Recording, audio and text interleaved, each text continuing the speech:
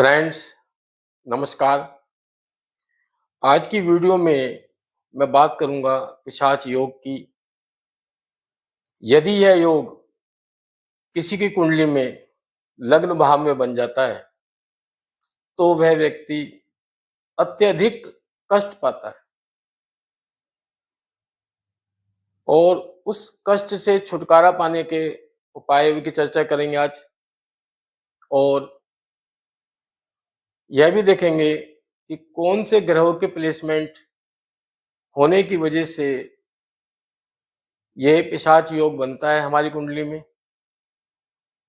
तो फ्रेंड्स, कुंडली के प्रथम भाव में पिशाच योग मुख्य रूप से शनि और राहु की युति या उनके बीच किसी प्रकार के संबंध से बनता है।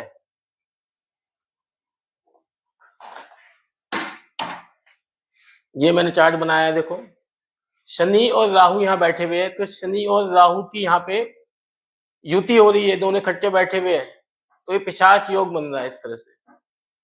ठीक है, या शनि यहाँ बैठा हुआ है और राहु की दृष्टि पड़ जाए इस पर। राहु की दृष्टि है 5वीं, 7वीं और 9वीं। शनि यहाँ बैठा हुआ है और राहु यहाँ बैठ जाए तो 1 2 3 4 5, तो राहु यहाँ बैठा हुआ है तो 5वीं दृष्टि से शनि को देख रहा है, तो भी ये पिशाच योग बन जाता है।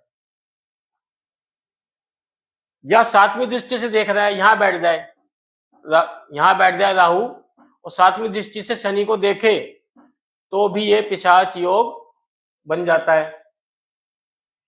या राहु यहाँ बैठ जाए पंचम हाउस में और 9वीं दृष्टि से शनि को देखेगा, तब भी यह पिशाच योग बन जाएगा। या यदि यहाँ पे राहु बैठा हुआ है फर्स्ट हाउस में और शनि इसको देख रहा हो, शनि कैसे देखेगा? शनि यहाँ बैठा होगा तो तीसरी दृष्टि से देखेगा, 1 2 3। शनि की तीसरी, 7वीं और 10वीं दृष्टि होती है। या शनि यहां बैठ जाए तो 10वीं दृष्टि से देखेगा इसको फिर।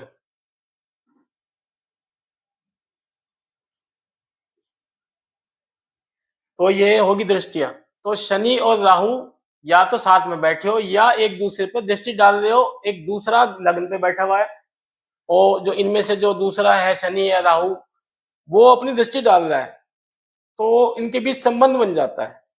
तो इस तरह से ही पिशाच योग बन रहा है। जब शनि और राहु दोनों एक साथ कुंडली में बैठे हो तो क्या स्थिति होती है? क्योंकि शनि को हम अंधकार और राहु को भ्रम का कारक मानते हैं। इनकी युति व्यक्ति के व्यक्तित्व पर नकारात्मक प्रभाव डालती है। यदि शनि लग्न में हो और राहु से पूर्ण दृष्टि से देख रहा हो, या राहु लग्न में हो और शनि की दृष्टि उस पर पड़ रही हो, तो इस तरह से ये योग बन जाता है।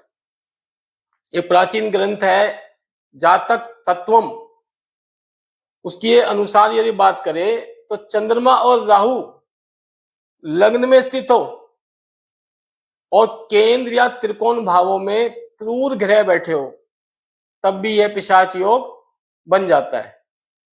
जैसे चंद्रमा और राहु यहां बैठे हुए हैं, चंद्रमा और राहु लग्न में बैठे हुए हैं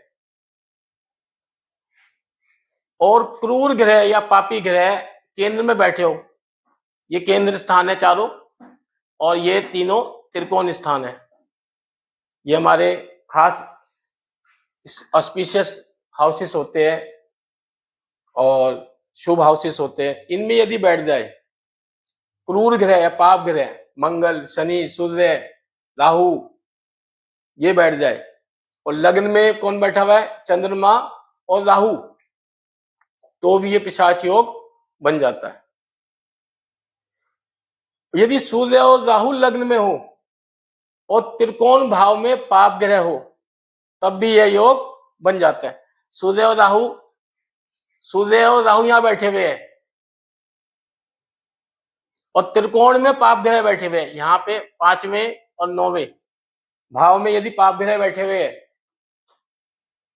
तब भी यह योग बन जाता है। और यदि लग्न में राहु और चंद्रमा हो, लग्न में राहु और चंद्रमा हो और 5वें भाव में शनि और 9वें भाव में मंगल बैठ जाए, राहु और चंद्रमा यहां बैठे हुए हैं और 5वें भाव में शनि बैठ जाए यहाँ पे और 9वें भाव में यहाँ मंगल बैठ जाए, यहाँ शनि बैठा हो, यहाँ मंगल बैठा हो, यहाँ चंद्रमा और राहु हो, तब भी यह योग बन जाता है, पिशाच योग। और व्यक्ति को बहुत कष्ट देता है, तो इसके छुटकारा पाने का इससे वो भी मैं उपाय की चर्चा करूंगा। अभी पहले कैसे कैसे योग बन रहा है, किन परिस्थितियों में, उसकी चर्चा पहले हम कर लेते हैं। यदि लग्न में राहु और चंद्रमा हो और 5वें भाव में शनि और 9वें भाव में मंगल हो तो यह योग बन जाता है। तो मैंने आपको योगों की चर्चा करी पहले, अब बात करेंगे प्रभाव की। तो ऐसा व्यक्ति हमेशा मानसिक तनाव और अज्ञात भय में रहता है, हमेशा भ्रम में रहता है, बातें करेगा बहकी बहकी, उसके निर्णय लेने की क्षमता बहुत कमजोर हो जाती है और ऐसे में वह अनैतिक कार्यों की तरफ भी आकर्षित हो सकता है। स्वास्थ्य संबंधी समस्या भी उसे रहती है, वह हमेशा भ्रम की स्थिति में रहता है, हवा में उड़ता रहेगा, बहकी बहकी बातें करेगा, जिसका ना और होगा ना छोर होगा, कहीं से भी सिरा पकड़ लेगा और बात कर देगा। हवाई किले बनाना, प्लान बनाना नए नए, और चाहे जो प्लान है उसका जमीन पे उसका कोई अस्तित्व ना हो, और वह व्यक्ति किसी की मानता भी नहीं है। और यदि आप उससे कहोगे पूजा पाठ करो या कोई धार्मिक कोई काम करो, धार्मिक उपाय कर लो, तो वो कुछ भी नहीं करने वाला, कोई उपाय नहीं करेगा। वो कहता है मुझे तो अलादीन का चिराग ला के दो और उसे मैं घिसूं और वो सफलता प्राप्त हो जाए मुझे बिना मेहनत की, क्योंकि वो बहुत आलसी भी होता है, बस उसे बिना मेहनत किए धन और सफलता चाहिए। और सेल्फ सेंटर्ड होता वो किसी के बारे में नहीं सोचता, वो सब अपने बारे में सोचेगा। नैतिकता से उसका दूर दूर तक कोई रिश्ता नहीं होता, और किसी भी रिश्ते से, यहाँ तक कि माँ बाप भाई बहन, किसी भी रिश्ते से उसे लगाव नहीं होता है,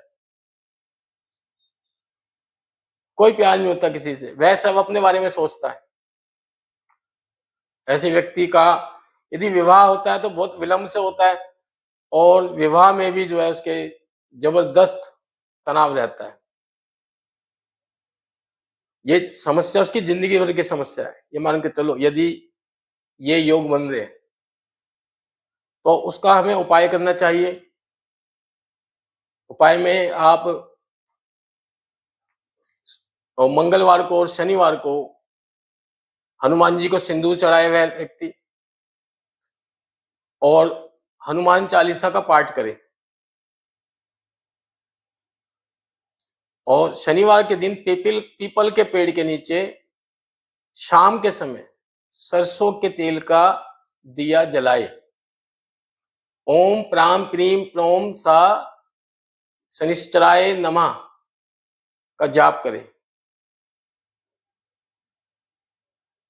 और शनिवार को पीपल के पेड़ पर सूत का धागा ले ले, सूत, कच्चा सूत जो होता है, उसको 108 बार घुमाए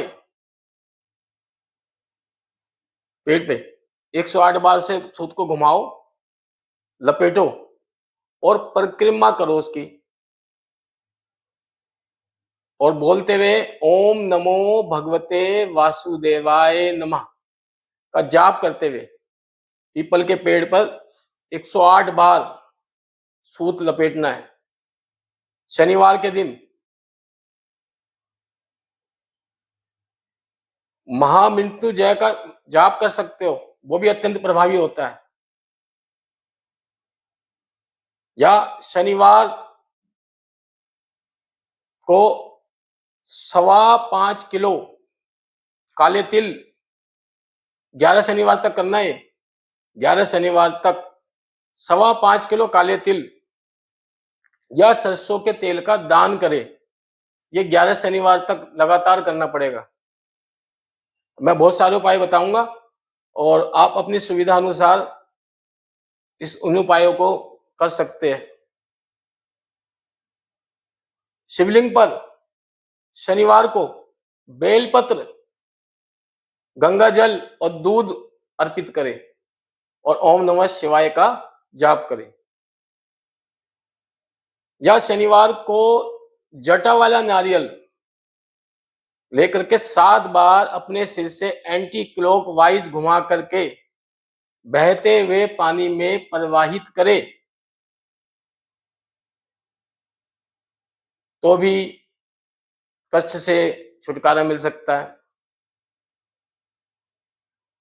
और किसी विद्वान पंडित से विशेष पूजा भी करवा सकते हैं आप, जिसको इसकी जानकारी हो। और यदि किसी बालक को अगर ये पिशाच योग बन रहा है तो वो बालक को कम से कम किसी की नहीं सुनने वाला, उसको आप उपाय करने को कहोगे बिल्कुल नहीं मानेगा आपकी, ना कोई उपाय करेगा, ना पूजा करेगा, ना पाठ करेगा, कुछ नहीं करने वाला वो। तो उसके लिए भी मैं आपको उपाय बता रहा हूं कि माता, उसकी माँ उस उपाय को कर सकेगी। तो मैं कुछ उपाय बताऊंगा जो माँ कर सकती है, कुछ उपाय बताऊंगा जो पिता कर सकते हैं। तो माँ छाया दान कर सकती है। शनिवार को सुबह कटोरी में सरसों का तेल ले और बालक का चेहरा तेल में दिखाए।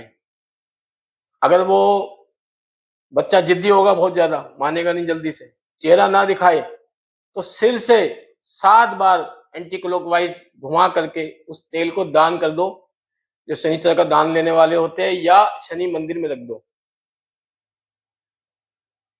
और या रात को बालक के सोने के बाद उसके सिरहाने एक तांबे के लोटे में जल भरकर रखो और सुबह उस जल को किसी बबूल के पेड़ के नीचे डाल दो। यदि आसपास बबूल का पेड़ नहीं है तो घर से बाहर डाल दो।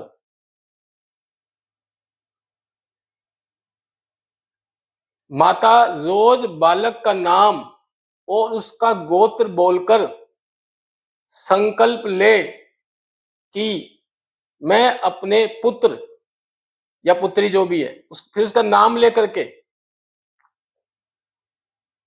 कल्याण के लिए यह पाठ कर रही हूं। और हनुमान चालीसा या बजरंग बाण का पाठ सुबह शाम करे। तो माता यदि ये उपाय करती है तो भी उसके बालक को फायदा होगा। अब मैं पिता के उपाय बताने जा रहा हूं। पिता क्या कर सकते हैं? मजदूरों की सेवा करें, उनको समोसे खिलाए, चाय पिलाए, या सफाई कर्मचारियों को तला हुआ भोजन खिलाओ, उससे भी बालक को फायदा होगा। सोमवार को शिव मंदिर में जाकर के बालक के नाम से काले तिल मिलाकर कच्चा दूध शिवलिंग पर अर्पित करे और पक्षियों को 7 प्रकार का अनाज डालना शुरू करे। ये पिता के करने को उपाय मैंने बताया आपको। और घर में शाम के समय घर में लोबान और गूगल का आप यदि धुआं करते हैं तो उससे भी फायदा होता है, राहत मिलेगी। और जब घर में पोछा लगाते हो तो उसमें सेंधा नमक डाल के पोछा लगाओ। बालक पर चिल्लाने या दबाव डालने के बजाय लगकर आप ये उपाय करें। बालक धीरे धीरे स्वयं आपका सहयोग करने लगेगा। 11 शनिवार तक या 43 दिन तक नियमित उपाय करेंगे तो लाभ निश्चित तौर पे होगा। फ्रेंड्स, आज की क्लास मैं यहीं समाप्त करता हूं और आपसे रिक्वेस्ट करता हूं कि मेरी वीडियो को लाइक करें, शेयर करें और मेरे चैनल को सब्सक्राइब करें। नमस्कार।